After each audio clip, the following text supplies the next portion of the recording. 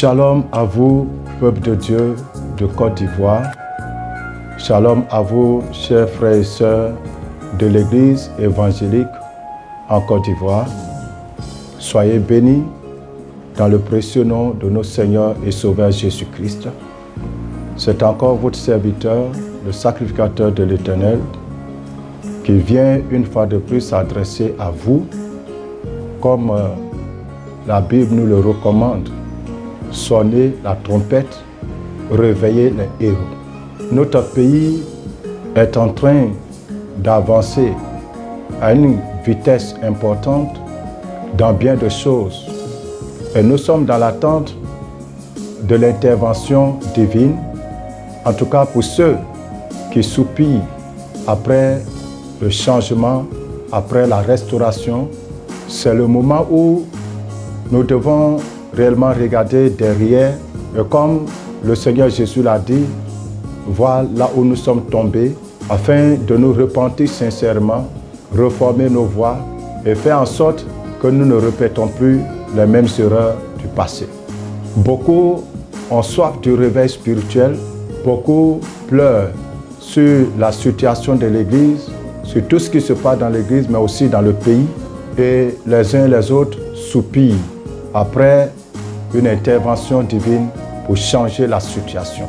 Mais pendant que nous sommes dans cette optique, dans cette attente, nous remarquons, en tout cas c'est ma remarque, que bien de personnes n'ont pas encore tiré de leçons par rapport à ce qui nous est arrivé en 2011. Et jusqu'à ce jour, les mentalités n'ont pas encore changé, les langages n'ont pas encore changé, et avec ça, nous voulons que Dieu agisse. Les accusations mutuelles, personne ne veut réellement se mettre en cause. Personne ne cherche vraiment à reconnaître sa responsabilité. Et chers frères et sœurs, Église évangélique en Côte d'Ivoire, moi je voudrais qu'on ait le courage, en tant qu'Église, de reconnaître notre responsabilité dans ce qui est arrivé dans notre pays. Nous devons reconnaître notre responsabilité pour plusieurs raisons que je vais mentionner tout à l'heure. Et cela est important parce que c'est ce qui est juste. C'est ce qui sera juste de notre part. Être vrai avec nous-mêmes, vrai avec le Seigneur. Reconnaître notre état et ne pas lancer la boue sur autrui. Certains aujourd'hui accusent l'ex-président depuis sa chute jusqu'à maintenant. On met toute la faute sur lui, bien sûr. Étant le premier responsable, la toute première autorité, il porte entièrement la responsabilité de ce qui est arrivé dans notre pays. Mais je dis, avec lui, nous chrétiens évangéliques, nous pasteurs, nous avons aussi notre part de responsabilité. Aujourd'hui, certains l'injurent, le méprisent. Certains vouent une haine très claire à son égard. Certains le regardent avec beaucoup de dégoût parce qu'il a fait tel ou tel autre choix, parce qu'il a pris telle ou telle autre décision. Moi, je ne suis pas là pour défendre un homme politique. À chaque fois que vous me verrez ici, ça sera pour traduire les pensées de Dieu pour nous en tant que peuple de Dieu. On accuse cet homme aujourd'hui d'avoir trahi. Mais il a trahi qui? Il a trahi quelle cause? De quoi s'agit-il quand on parle de trahison? Bien-aimés, comme je viens de le dire, nous devons être assez raisonnables, entrer en nous-mêmes en tant qu'Église et nous poser des questions directes. Est-ce que nous avons bien fait? Est-ce que nous avons fait ce à quoi Dieu s'attendait? Lorsque cet homme était au pouvoir, lorsqu'il nous a donné ce don, il nous a donné ce don sur un plateau d'or. Qu'est-ce que nous avons fait de lui? Cet homme était à l'écoute. Il a cru en nous. Il s'est appuyé sur nous. Je ne connais pas cet homme de près. Je n'ai aucune relation avec lui. Je le répète, je ne serai jamais là pour vous parler ou bien pour défendre un homme politique. Je viendrai toujours pour traduire les pensées de Dieu. Et surtout au carrefour où nous sommes arrivés, où nous devons éviter de faire les mêmes erreurs que par le passé. Et pour ne pas refaire les mêmes erreurs, il faut identifier ces erreurs. Il faut les reconnaître et pouvoir s'en repentir. Alors je le disais, Dieu nous a donné cet homme. Il était avec nous, il était au milieu de nous. Mais qu'est-ce que nous avons fait de lui? qu'est-ce que nous lui avons enseigné? La chute de ce pouvoir est en grande partie due au fait que la parole de Dieu était méprisée. Le problème de l'ex-président n'était pas avec le peuple. Il a fait ce qu'il devait faire pour le peuple. Il s'est battu pour le peuple. Et je peux même dire que ses adversaires politiques, il n'avait pas de problème avec eux. Ce sont eux qui avaient des problèmes avec lui. Mais lui n'avait pas de problème. Mais là où il y a eu la faille, c'est du côté spirituel. C'est sur l'aspect spirituel, sur les principes divins. Écoutez, chers amis, aujourd'hui, on se plaint, on lui reproche, on rentre dans sa vie privée du fait qu'il a pris telle décision. Mes chers frères et sœurs, est-ce que c'est du nouveau? Le fait que l'ex-président soit aujourd'hui avec celle avec qui il est-ce que c'est un fait nouveau? Il s'est donné à Christ dans cet état. C'était la responsabilité de l'Église évangélique de lui enseigner la sanctification, la fidélité à son épouse. C'était la responsabilité des pasteurs qui l'encadraient de lui inculquer un comportement digne d'un enfant de Dieu né de nouveau. Mais qu'est-ce que nous avons fait? Nous avons enseigné à cet homme que le roi a droit à beaucoup de femmes. Et nous, hommes de Dieu, apôtres, prophètes, différents révérends, nous lui avons montré le chemin, nous l'avons affermi dans cette voie. Nous l'avons affermi dans cette voie puisque c'est parmi nous-mêmes que des gens se levaient pour lui présenter des femmes. Nous l'avons encouragé à cela puisque nous-mêmes, pasteurs, quand on se déplaçait avec lui, on se déplaçait avec des copines. Quand je dis nous, je parle en tant que faisant partie de l'église évangélique, bien que ne faisant pas partie de ce groupe de pasteurs. Chers amis, lorsqu'on plante une igname, on lui affecte un tuteur. Et quand l'igname commence à pousser, ça va prendre la direction dans laquelle le tuteur se trouve. Si le tuteur est droit, quand ça pousse, ça grimpe sur le tuteur et ça va directement. Si le tuteur est penché, ça va prendre cette direction. Le papa Laurent Gbagbo était un bébé dans la foi. C'est ce qu'on lui a montré. On lui a dit ça. Non seulement on lui a enseigné cela, mais on lui a montré comment faire.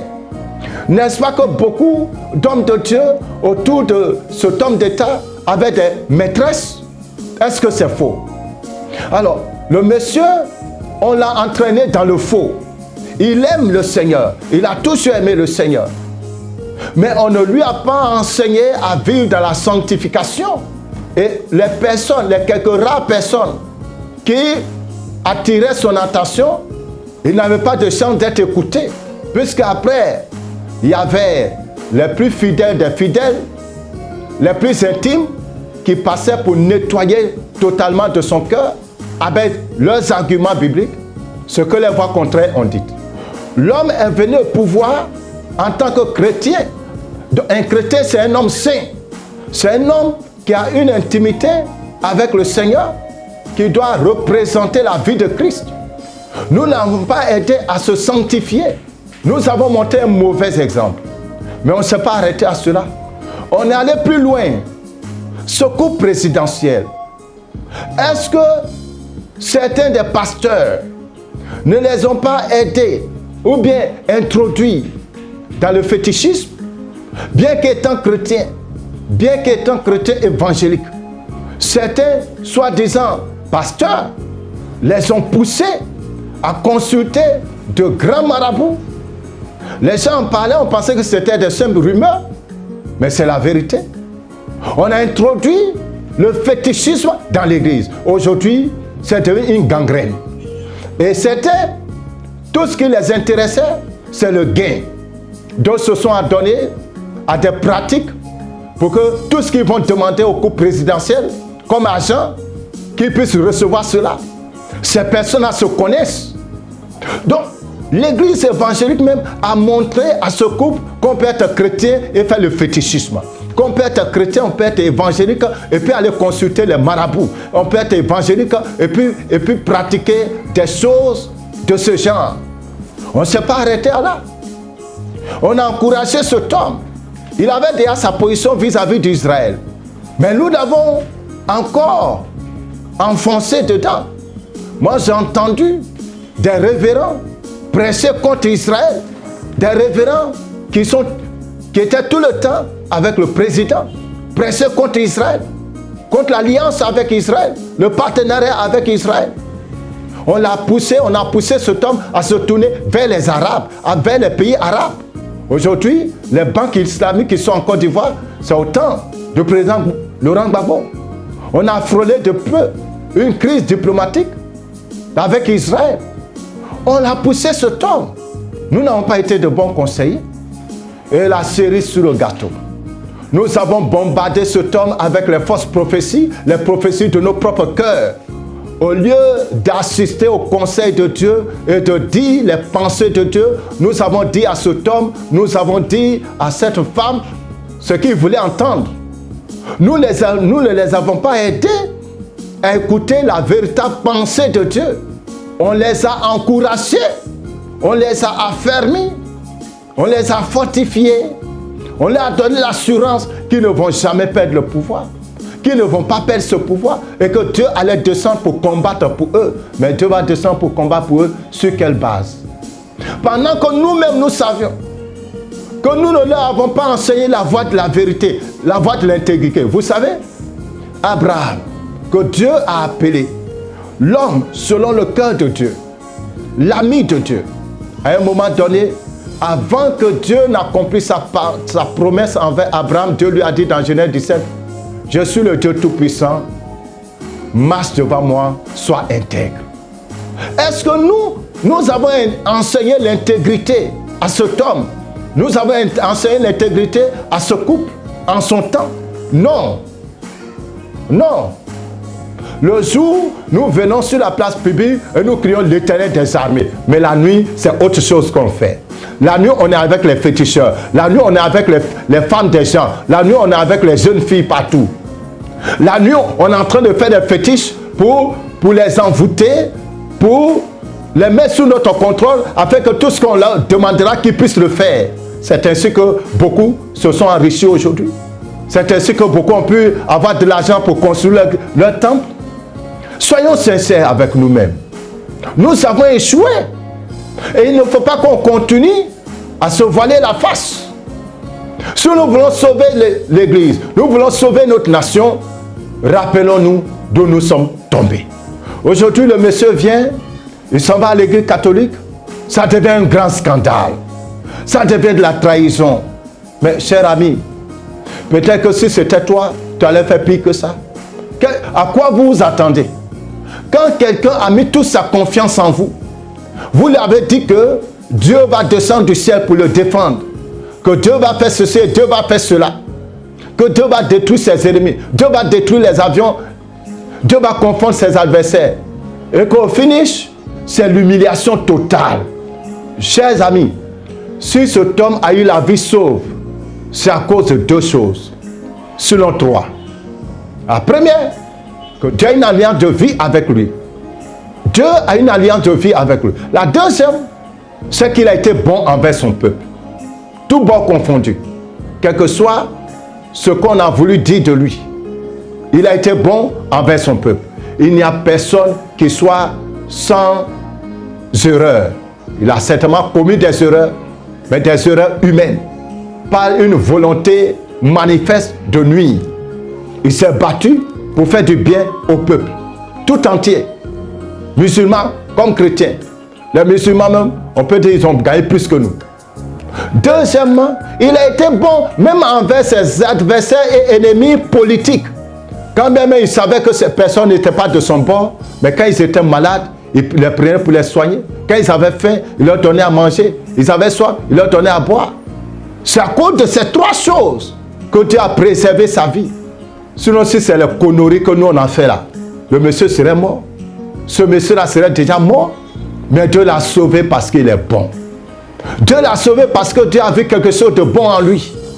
Et Dieu sait que s'il avait eu de bonnes personnes pour l'encadrer, s'il a eu de bonnes personnes, des personnes strictes avec lui, pour le redresser spirituellement, l'amener à craindre Dieu, la crainte de Dieu qui pousse à la sainteté, la crainte de Dieu qui mène à la sanctification.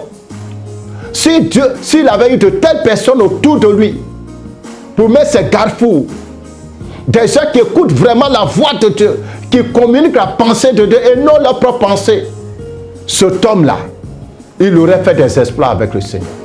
Mais vous savez quoi? Au lieu d'être autour de cet homme pour lutter pour la manifestation de la volonté de Dieu, pour faire en sorte que l'évangile soit prêché, on faisait des palabres sur les offrandes. C'était des problèmes de leadership, au point où lui-même il est obligé de demander aux églises évangéliques, à nos pères, de s'organiser. Vous voyez ça? C'est une honte. On devait avoir honte de nos agissements. Nous sommes complètement déshonorés aux yeux de cet homme. Nous sommes dévalués à ses yeux. En tant que père spirituel, nous ne nous sommes pas montrés à notre juste valeur. Nous n'avons pas montré que nous sommes véritablement des représentants de Dieu. Nous ne sommes pas battus pour le Seigneur. Nous sommes battus pour nous-mêmes, pour notre nom, pour notre chapelle, pour notre renommée. Donc quand les gens prophétisaient, tu ne vas pas perdre le pouvoir, tu vas rester, c'était pour leurs intérêts. Parce qu'ils voyaient que si le monsieur tombe, aussi ils ne vont plus manger. C'était tout. Il n'y avait aucune vision du royaume. Aucune vision, aucun fardeau pour l'évangile. Rien. Ceux qui avaient des vrais fardeaux pour l'évangile, ceux qui avaient de véritables visions pour l'église, on les empêchait d'avoir accès. Donc, nous-mêmes, entre nous évangéliques, on se battait. C'était la guerre entre pasteurs. C'était la guerre entre les pères. Il y avait ceux qui avaient accès et ceux qui étaient interdits d'accès. On entendait régulièrement ce langage-là.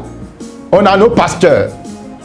Quand quelqu'un qui est vraiment mandaté par le Seigneur, qui a un message authentique, voulait avoir accès à eux, ce qu'on lui disait toujours, on a nos pasteurs, on a nos prophètes, on a nos intercesseurs. Maintenant, après tout ça, c'est arrivé où? Moi, je me rappelle bien, quand on appelait certains pour les avertir de ce qui devait arriver.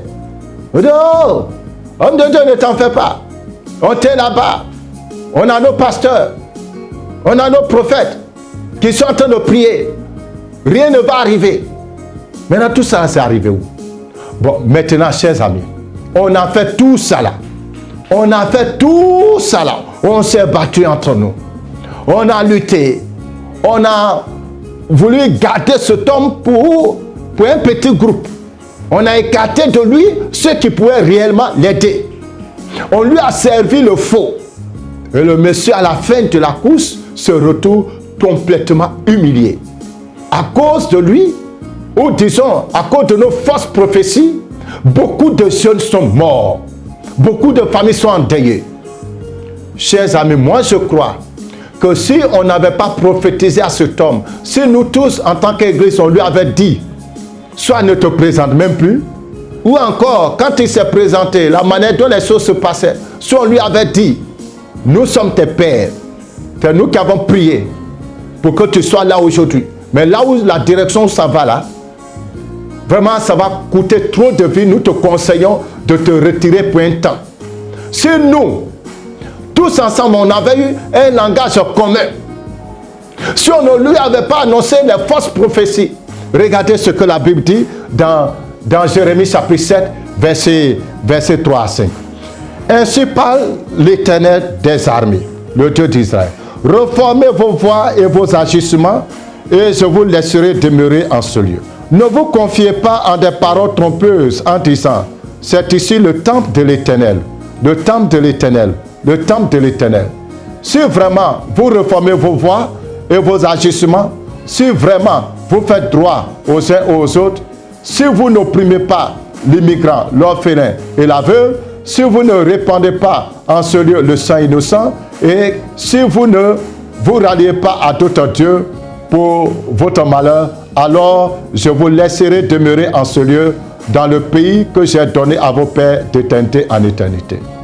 Mais voici que vous vous confiez en des paroles trompeuses qui ne servent à rien. Jérémie 7, versets 3 à 8. N'est-ce pas ce qui s'est passé? Nous sommes appuyés sur nos tromperies. Non, Dieu est juste. Dieu est juste. Dieu ne va pas permettre ceci. Dieu ne va pas permettre cela. L'Éternel va agir. L'Éternel va agir. Il est du côté de la vérité. Mais de quelle vérité s'agit-il? De quelle vérité? Pendant que toi-même qui intercèdes, pendant que toi-même qui es en train de prier, pendant que la personne à qui vous êtes en train de parler là, pendant que tout ce groupe-là, après avoir proclamé le nom de l'Éternel, c'est autre chose qu'on fait. Et Dieu est irrité contre nous. Et au lieu de chercher à faire la paix avec Dieu, en revenant au Seigneur par une repentance sincère, en abandonnant les fétiches, en abandonnant les femmes, en abandonnant l'alcool, en abandonnant l'hypocrisie, en abandonnant les haines, en abandonnant les divisions, et en venant ensemble comme un seul corps. Nous n'avons pas fait cela. Et nous sommes assis sur ces déchets, nous étions assis tous ces déchets. Le pauvre peuple de Dieu qui est en bas, qui à la base ne connaissait rien de tout cela, le peuple a prié de tout son cœur, de toute sa force. Et je pense aussi que Dieu a eu pitié de ce pauvre peuple qui a mouillé le maillot dans les jeûnes et prières pour que ce pays ne soit pas détruit, pour que quand même il y ait quelque chose qui reste. Ça a limité les dégâts. Dieu a eu pitié de ce peuple innocent là, de ces fidèles innocents qui ne sont concernés ni de près ni de loin par ces pratiques et par ces choses abominables. Ce peuple sincère, Dieu a écouté leurs cris pour préserver notre pays. Maintenant, au carrefour où nous sommes arrivés aujourd'hui, est-ce que c'est pour nous le temps d'injurer cet homme, de le mépriser, de le haïr, de le traiter de tout et de rien? Je pense pour ma part que nous devions avoir honte. Avoir honte de l'avoir induit en erreur sur la doctrine biblique. De l'avoir induit en erreur sur la doctrine biblique, la doctrine de la sainteté, la doctrine même du salut. Deuxièmement, nous devions avoir honte de l'avoir induit en erreur par nos fausses prophéties. Et je crois que lors de la récente rencontre avec les églises évangéliques, nous devions profiter de cette occasion-là pour lui demander pardon. Parce que nous n'avons pas été de bons pères, nous n'avons pas été de bons guides, nous n'avons pas été de bons leaders, nous n'avons pas été de bons modèles. Quand un a commis une faute, c'est nous tous qui avons commis. Si un groupe parmi nous a commis, c'est nous tous notre responsabilité. C'est nous l'église évangélique. On devait le faire. Reconnaître qu'on n'a pas su guider ses pas. Reconnaître qu'on n'a pas su orienter les choses. On a pris la mauvaise direction. On a écouté la mauvaise voix. Et nous tous, on s'est trouvés dans le trou. Dieu sait que lui, il est comme ça. Et puis, il nous l'a donné. C'était notre responsabilité de le redresser. On devait lui demander pardon. Et demander pardon au peuple de Dieu de Côte d'Ivoire. Parce que des pasteurs ont perdu leur église. Alors qu'ils ne sont concernés ni de loin ni de près. Des hommes de Dieu sont morts. Leurs familles déchirées. Nous devons aussi demander pardon à toute la Côte d'Ivoire. Parce que nous n'avons pas su conseiller notre fils, notre fidèle. Nous devons demander pardon. Comme un seul corps. Mais au lieu de cela, qu'est-ce qui se passe? Les mêmes divisions continuent. Les mêmes divisions. Tel groupe est de tel côté, tel autre groupe est de tel côté, tel autre groupe est ici. Et puis, en fin de compte, qu'est-ce que nous voulons que Dieu fasse pour notre nation? Si tous les objectifs, la plupart de nos combats, de nos luttes sont pour nos intérêts personnels. Parce qu'on veut avoir un nom. On veut se faire entendre. Et on entend certains dire, c'est notre temps. C'est notre temps qui est arrivé. Il n'y a aucun intérêt pour le royaume de Dieu. Aucun intérêt pour faire avancer les choses de Dieu. Allons-nous continuer dans les mêmes erreurs? Je répète. Comme Jérémie le dit, allons-nous continuer dans les mêmes erreurs? Reformons nos voies. Dans Jérémie 23, à partir du verset 9, la Bible dit ceci. Ô prophète, mon cœur est brisé au-dedans de moi. Tous mes os frémissent. Je suis comme un homme ivre, comme quelqu'un qui est emporté par le vin à cause de l'Éternel et à cause de ses paroles saintes. Car le pays est rempli d'adultère.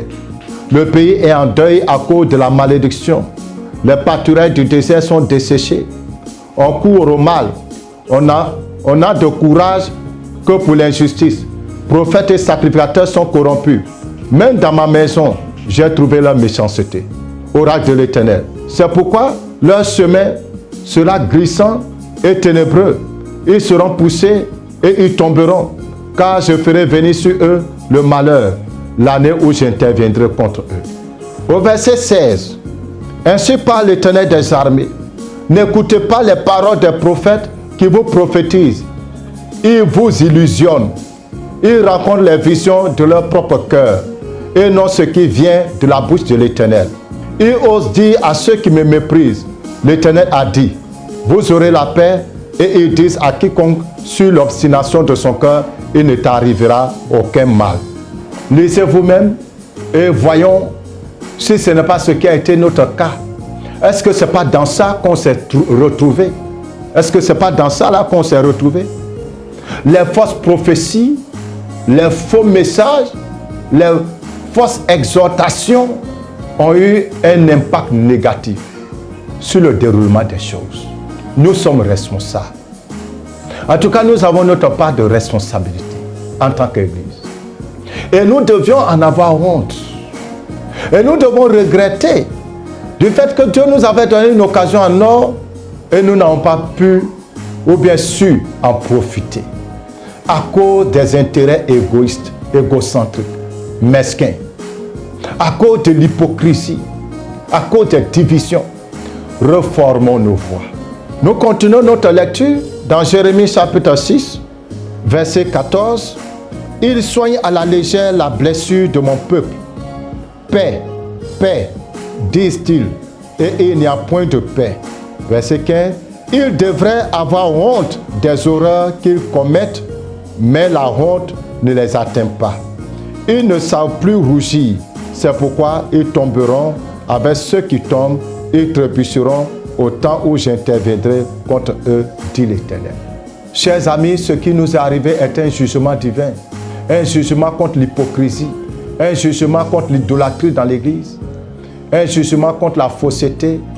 Un jugement contre la division dans le corps de Christ. Contre l'impureté. Un jugement contre l'idolâtrie. Mais en dépit de tout cela, est-ce que nous avons suffisamment compris?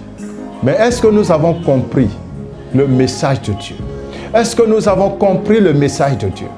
Je vous invite, chers collègues, chers chrétiens, retournons tous au pied de la croix. Le carrefour où nous sommes présentement, c'est un temps de dépouillement, un temps de renonciation, un temps où nous devons nous humilier.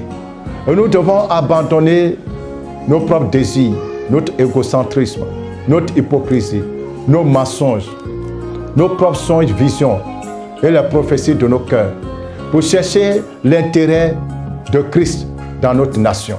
C'est le temps où nous devons réellement nous repentir pour les erreurs du passé et faire en sorte que ces erreurs ne se répètent plus. Et au lieu d'en vouloir à cet homme, nous devons prier pour lui parce que Dieu nous l'avait confié. S'il est tombé, nous avons notre responsabilité. Au lieu de le huer, au lieu de verser des crachats sur lui, nous devons l'aider à se relever. Si nous pensons qu'il a dévié, c'est notre responsabilité de le ramener. Parce que c'est dans nos mains qu'il a dévié. Pour finir, je voudrais dire à l'ensemble qu'il y a un temps pour toutes choses. Il y a un temps pour la nuit et il y a un temps pour le jour. Il y a un temps pour le mensonge et un autre temps pour la vérité.